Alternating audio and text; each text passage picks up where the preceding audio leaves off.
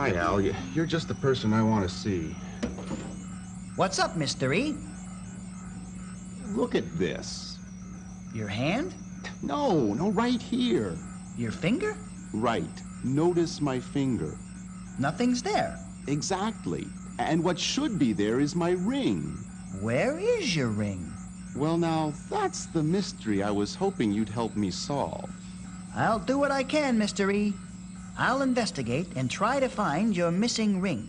Well, I'd appreciate that, Al. And here's a clue to help you get started.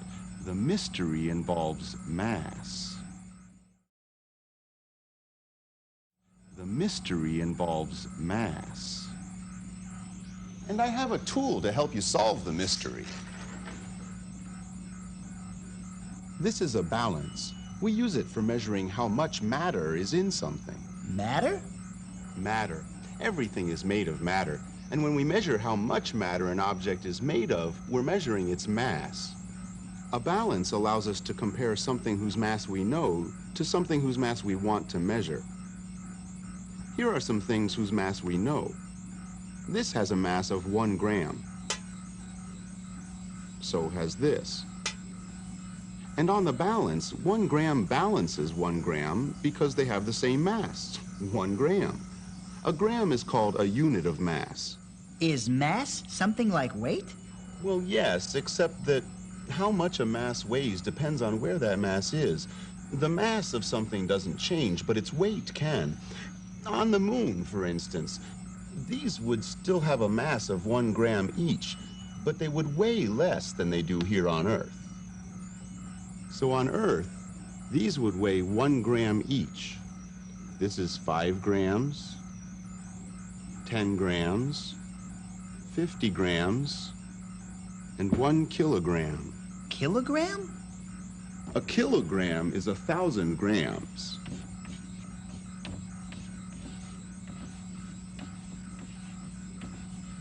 This part of the word, kilo, means 1,000. Kilogram, 1,000 grams. And now, you have all the tools you need to help you find my lost ring. And so I had another mystery from Mr. E to solve. It was about mass, and I called it The Case of the Lost Ring. I have confidence in you, Al. I know what I have to do, Mr. E. Find your lost ring by investigating mass. And that's what I did. Some of my friends said they'd be glad to help me. They listened carefully while I explained what a balance was and what a gram and a kilogram were and what the mystery was all about. They all agreed that a good way to begin was to investigate the mass of whatever we had with us. So that's what we did. First, we found the mass of a button. It had a mass of exactly 1 gram. We could tell that because the button and the 1 gram mass balanced. That was just like a seesaw. 2 of my friends who weighed the same balanced on it. That meant they had the same mass. We could tell that the button was not as heavy as the ball. And the balance showed we were right. The mass of the ball was more than 1 gram. It took 13 grams to balance the ball. When the grandmother of one of my friends came by with a bag of groceries, she said she'd let us find the mass of something in it. We picked a package of butter. It had a mass of more than 13 grams, but less than 500 grams. She had another package of butter in her bag. Both packages together had a mass of almost 1 kilogram. I noticed the weight of each package was 1 pound. I could see that a kilogram has a little more mass than 2 pounds. My friend's grandmother said we could find the mass of other things if we wanted to. That was when we found out something interesting. We found that some little things had more mass than some bigger things, or had the same mass as even bigger things. It was easy to see that you couldn't tell how much mass something had by looking at its size. You could only find out by using a balance. While we were helping my friend's grandmother put her groceries back into the bag, I realized that there was one more thing whose mass I wanted to measure. Her ring. It had a mass of 7 grams. But I didn't know the mass of Mr. E's lost ring. Knowing that might help me find it. So I went back to his workshop and asked him. Why, yes, Al, I happen to know the mass of my lost ring. I weighed it just the other day.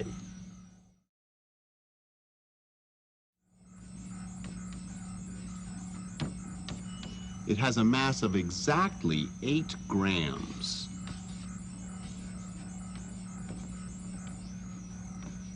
That was a good question to ask, Al. You're on the right track. And this is the list of where I went yesterday. I probably lost my ring at one of these places. So now I had a better idea of what to look for. I knew the mass of what I was looking for, and I had a list of the places where we could look for it. My friends made copies of Mr. E's list. So we could go to all the places on the list, we split up. We searched pretty carefully. And even though we didn't expect to really find anything, we actually found several rings. I checked the mass of each ring. 3 had the right mass, 8 grams. Right mass, but... Wrong rings. Nice rings, but not mine. Oh, I just remembered something. I was in one other place yesterday that I forgot to put on my list. Right here in my workshop. But you're usually here, Mr. E. Yes, but I was doing something that I don't usually do. Making candles. And then he showed me how he did it. I start with pieces of wax. I know each of the pieces has the same mass because I put them on the balance. Oh, thanks for bringing it back, by the way. And every chunk of wax balances with every other chunk, so I know they all have the same mass. Then I melt 9 chunks of wax for each candle.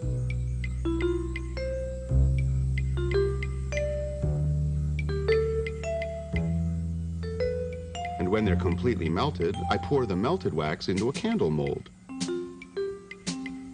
And when the wax hardens, I have a candle. My candles have different shapes and sizes, but they all have the same mass because I use the same amount of wax to make each one. My candles have different shapes and sizes, but they all have the same mass because I use the same amount of wax to make each one. This new information about the candles got me thinking hard, and I realized that there was one more question I had to ask Mr. E. Mr. E? Yes, Al? Do you usually wear your ring when you make candles? Funny you should ask, Al, because I just remembered I took my ring off while I was making the candles and put it down here on the window ledge over the candle molds. Yeah, I see what you're getting at, Al. It's possible that my ring dropped into one of the molds while I was making candles. My ring might be inside one of these candles. Will I have to melt them down one at a time until I find my lost ring? I don't think so, Mr. E. Because you've given me the information I need to solve your mystery. You told me your ring had a mass of exactly 8 grams. You also told me that each piece of wax you used to make a candle has the same mass, and you used the same number of pieces for each candle. That means each candle must have the same mass, even though their sizes and shapes are different. But if one of these candles has your ring inside, then it won't have the same mass as the others. It will be exactly 8 grams heavier. And that will be the only one you'll have to melt down. And that's what we did.